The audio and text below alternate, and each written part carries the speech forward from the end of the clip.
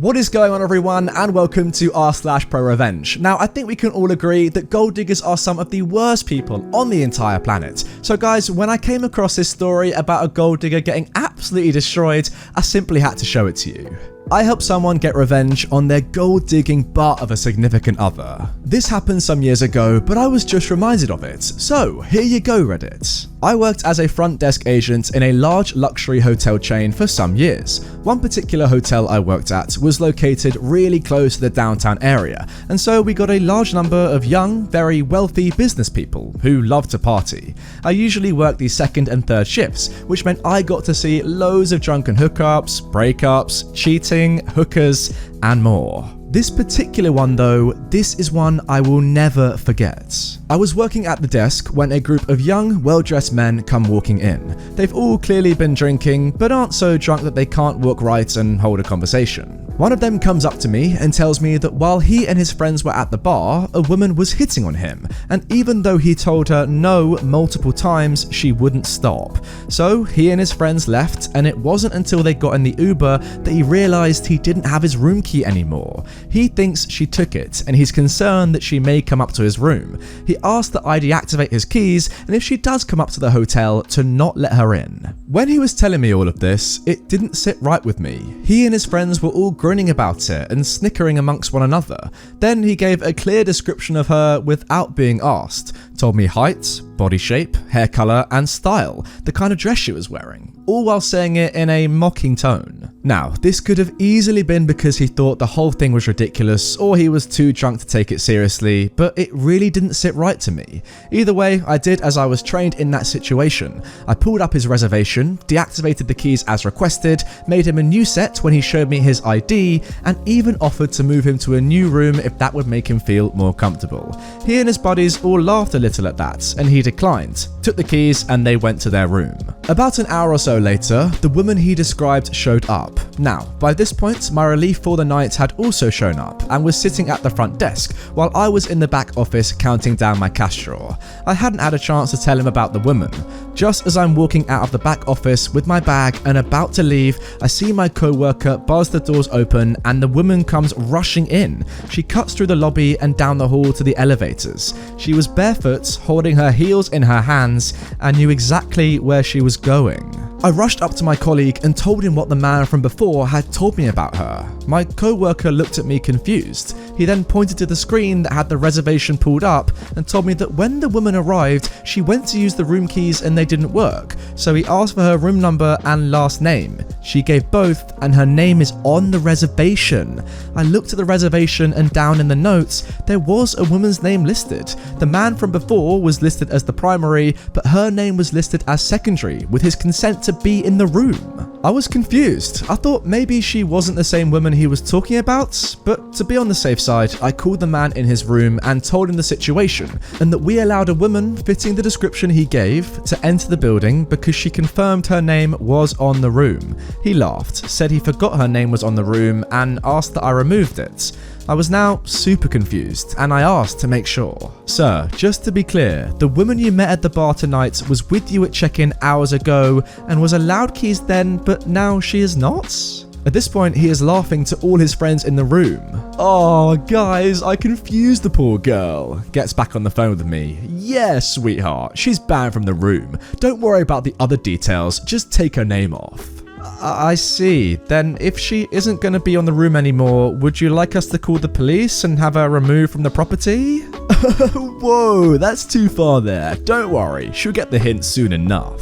We ended the call there and I got really suspicious of this. I told my co-worker to not do anything and that I was going to stick around for a bit to see if anything happened. A short time later, the woman came off the elevator pouring tears, sobbing while on the phone with someone. She sat down in our lobby and my co-worker and I tried to look busy while eavesdropping hard on her phone call. She was sobbing on the phone to her mum and sister. From what she told them, she was invited out to spend the week with her boyfriend, meeting all of his old college buddies.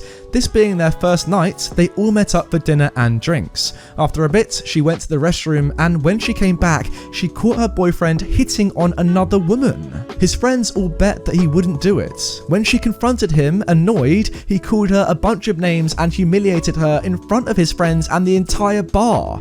All of his friends joined in on mocking her, and he threw in her face that she was nothing without me and dumped her right there. He and his friends then took an Uber back and left her stranded at the bar with no money and no way back. She then had to use her phone's GPS and walk back to the hotel from the bar barefoot. She had heels, and walking 2 miles in those was not going to cut it. Well, actually, it probably might have cut it. Her toes I'm talking about. Apologies for that terrible pun. She was asking her mum and sister for help as he wouldn't let her in the room to get her luggage or her wallet. My heart broke and I felt horrible. I helped this guy treat this poor woman like rubbish, and now he and all his friends were up there laughing at her while she's sitting in our lobby sobbing and with nothing.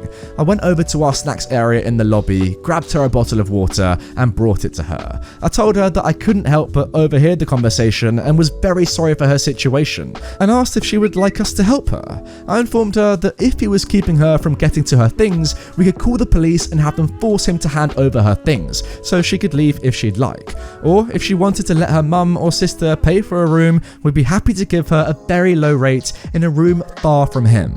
She thanked me, took the water, and tried to calm down and talk to me about what all was happening and what her options were. Eventually, we decided on her staying in the hotel for the night and figuring out the rest in the morning. As we make it to the desk, she asked me to try and run her credit card to see if it has enough on it for another room.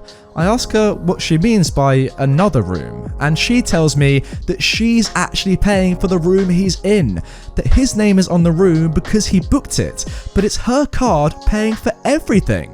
Now guys, before we find out what happens in the rest of this story, I'm delighted to say that we've actually got a brand new sponsor on the channel, and I think you guys are going to love this one. Today's video is kindly sponsored by Kingdom Raids Puzzle Wars. Kingdom Raids Puzzle Wars is a match 3 RPG, including both PvP and PvE battles. The aim of the game is to match 3, as you can see, and then that translates onto the battlefield. I mean, just look at this silky combination I put together to win my very first game. You've got to say, that is impressive stuff. Even for me, that is impressive, guys. Of course, I've got to give a big shout out to my bro the Bear for helping me out with that one. I mean, without him, I would never have won. He is one of a number of characters divided into many groups based on their roles: healer, support, fighter, traits, barbarian, forest, knight, and elements: earth, fire, water, light, and dark. The synergies between the characters open up more battle strategies that you can use in your games. As you can see here, I used the light power up to heal up my team, and then I used the water power up to absolutely destroy the opposition. They've got nothing on me, guys. Collect heroes, train, and team up in different ways for different purposes to achieve your goals. In PvP, you have unlimited battles. Players can raid enemies without energy cost, and in PvE, there are lots of dungeons awaiting to be explored. Players can fight against dozens of different bosses in dungeons and win runes to help their heroes become stronger. You can then use your rewards to level up your heroes, and for me, all my rewards went straight on Nagavor the Bear. I mean, firstly, he's a bear, and secondly, look at the size of him. He would destroy absolutely anyone. So, if you like what you see, you can download the game for free today on iOS and Android devices by clicking the link in the description and the pinned comments. I'll be on there, my username is Redditor, but I'm not gonna lie guys, you're gonna struggle to beat me. I'm already so good at this game, there's literally no one better. Wait, what? You're telling me I'm not top? What is going on? Yeah, I mean, clearly I've got quite a lot to learn. But anyway, download Kingdom Raids Puzzle Wars today, and thank you once again for sponsoring today's video. So, getting back into the story now, if you remember, we've just found out that it's actually this woman's card that is paying for the hotel rooms. This intrigued me. I asked why she was paying for the room if it was in his name. She told me that she's the one with the job, not him. That he hasn't been able to find a job in his field since graduating from college and is essentially living off his parents' money. But just after they started dating, his parents cut him off, so he's been living off of her money.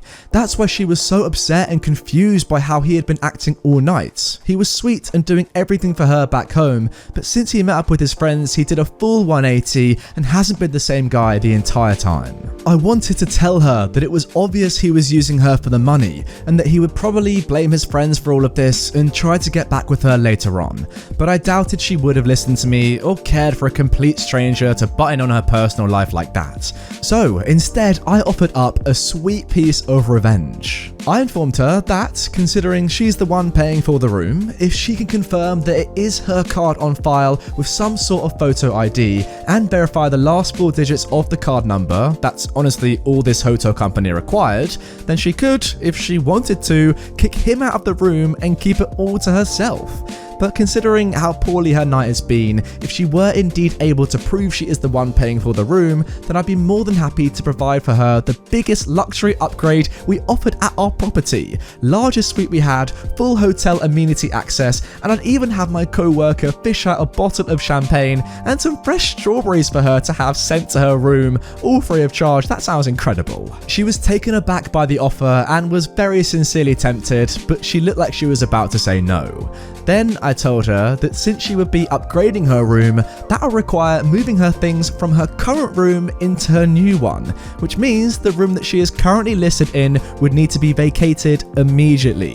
If anyone was to remain in the room after we have demanded it to be vacated, we are required to have them escorted off the property or they pay for the room, their choice. She then thought about it, pulled up her card's banking app and showed me the screen. It had a photo of her full name, the card's full number, and the hold from our hotel for the room. She asked if that worked. It was good enough for me. I quickly upgraded her, moved everything over in the system, and before I could say a word to my co-worker, he was already grabbing a set of master keys, a bell cart, and was asking her what her luggage looked like since he would be the one retrieving it for her to deliver to her room. He did not want her to have to deal with her ex again. She smiled and told him which ones were hers and that she hadn't unpacked yet. My co-worker runs down to the elevators and up to fetch her things, while I make her a new set of keys and send her off to her new room.